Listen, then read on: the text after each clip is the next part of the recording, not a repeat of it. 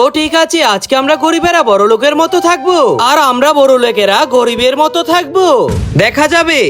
আরে ভাই, এই বড় লোকদের টয়লেটে তো বসে বসে টয়লেট করা যায়, গরিবদের তো টয়লেটের বদলে এই খোলা মাঠে টয়লেট করতে হয়। মা, স্কুলের নতুন সেশন শুরু হতে যাচ্ছে। ডল, তোমার জন্য সেকেন্ড হ্যান্ড বই নিয়ে এসেছি। লাড্ডু, এই নে তোর নতুন বই। এই গরিবেরা এত গন্ধ বই কিভাবে পড়ে?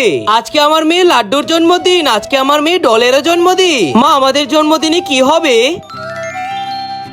সরি রে মা। ধন্যবাদ মা। আমার জীবনের সবচেয়ে সেরা জন্মদিন এটা, আমার জীবনের সবচেয়ে খারাপ বার্থডে এটা। লাড্ডু, তাড়াতাড়ি কর, তোর স্কুলের টাইম হয়ে গেছে।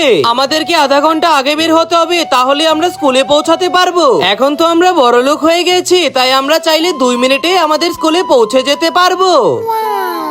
গুড মর্নিং রসগোল্লা ম্যাডাম, এই প্রথমবার আপনারা সঠিক সময় স্কুলে এসেছে। সরি ম্যাডাম, প্রথমবারের মতো দেরি হলো। আমার এই আল্লাহর ঘরটিকে ভালোবাসছে, লাইক সাবস্ক্রাইব করে দাও।